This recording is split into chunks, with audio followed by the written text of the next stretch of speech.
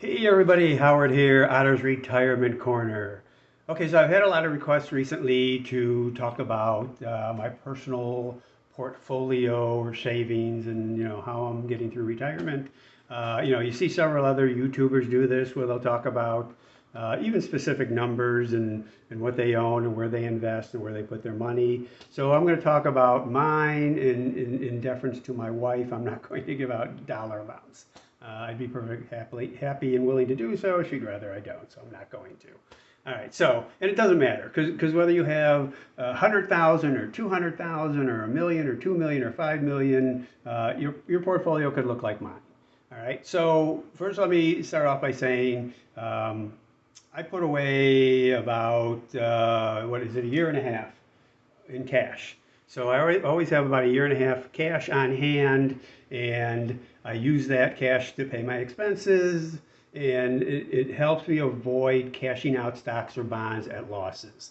So when stocks or bonds are high, or when bonds mature, I can cash those out if I need to and refill that 1.5 years as I spend it down. But it gives me a lot of time and buffer. Some people use 3 years, some people use 5 years, whatever you're comfortable with. Um, you typically get a lower return with cash, so I try to keep that to a minimum. About 10% of my cash is in my checking account, and about 90% of it is in money market accounts. And those are earning a little over 4% right now. Several months ago they were over 5, but as the Fed dropped rates, those came down. So taking that cash out and just looking at the rest of my portfolio, my active portfolio, I'm 41% in bonds and about 59% in stocks right now.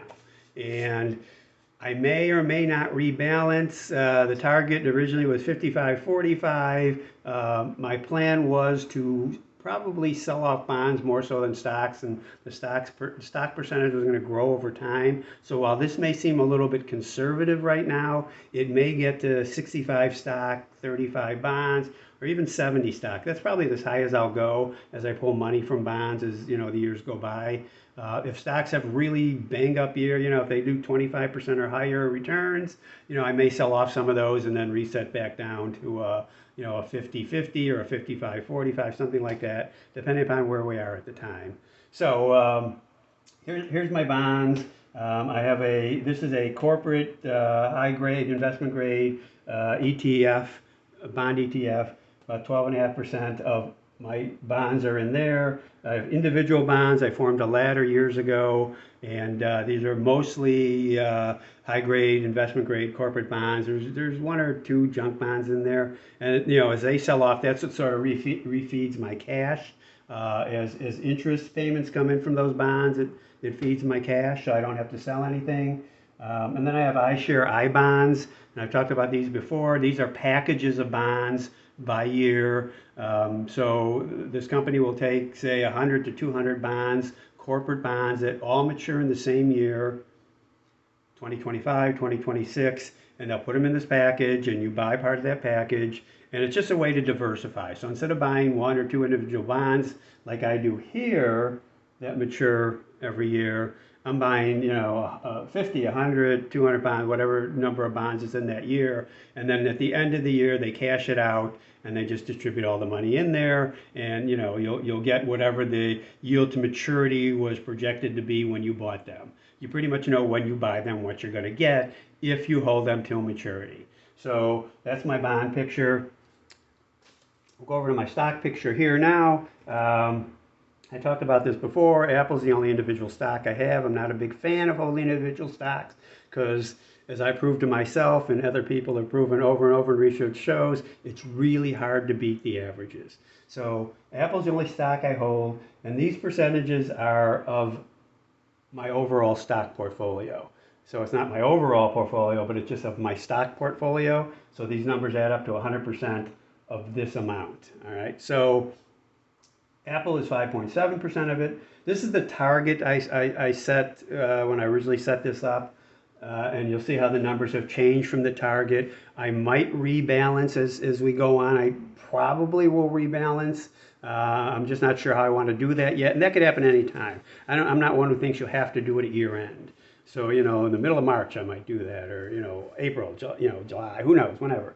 Um, so Apple is along with VUG, and these are all index funds, ETF index funds. Okay, so they're large portfolios of stocks in certain indexes that Vanguard makes. So these are my growth stocks. Target was 23. You'll see right now I'm about 27% because they had a really good year. I think VUG was up over 30%, something like that. Then I got VTV, which is large cap value, is 24%. You'll see I'm very concentrated in large cap, but I certainly understand that you need small cap to really get better returns. Not going to happen every year. Large cap certainly outperform small cap this year, this last year. And this was at the end of 2024 where I stood. You got VBR, which is a small cap value. That's at 8%. VEA is an international large is 11.5%. I may have too much in international. I'm still kind of on the fence there. I think I might want to bring that down a little bit. VSS is a international small cap blend, 8.1%. VWO is emerging markets. And we got VBK, which is a U.S. small cap growth fund. And I've got REIT, which is REITs, Real Estate Investment Trust. I'm including it here with stocks. It's sort of it's an ETF of a group of REITs which trade like stocks. Obviously, they're real estate investment trusts. There are different rules, different things they do. But I don't have a commodity classification here, so I'm just lumping them in with stocks. Anywhere you see where they're well below their targets, it means on a relative basis they underperformed. If you want to get an idea what I'm doing, take a still of this, and then tell me what you think. I'm still on the fence whether I want to do this or maybe take all the stocks and do Vanguard's VTI, which is all U.S. stocks, the total U.S. stock market, or VT, which is all international stocks and U.S. combined. There'd be a lower fee structure. These are all very low cost, extremely low cost. So, I'm not spending a lot, maybe a couple $1,000s a year in fees. It's not a lot of money. So I could get it lower and, take some of the volatility out and maybe even get a better return. I'm probably going to give it another year, see where I am. If I can't outperform that index and I slightly beat it this year, depending on how you measure it, if I take the REIT out of there and I look at just U.S. stocks and I look at U.S. and international together and compare it to those indexes, they're real close. So I might be wasting money on fees here. We'll see. So, tell me what you think. Tell me, Howard, you're an idiot. This is stupid. Tell me why. Don't just tell me I'm stupid. Tell me why I'm stupid. Compliment me if you think it's a good idea. And again, no matter how much money you have, you can do this or something close to this, something similar to this. You can do just VT and BND and be done. Put 50-50, 60-40, whatever you want. This is not highly complicated for me to track and watch. So I guess I'm fighting for what I'm doing here. But tell me what you're doing compared to what I'm doing, why yours is better, yours is worse.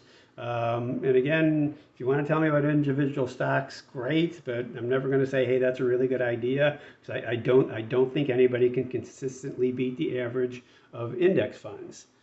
Some of you are going to say you did. That's fine. Okay, cool. All right, so thanks a lot for listening, and we'll talk to you next time. Bye.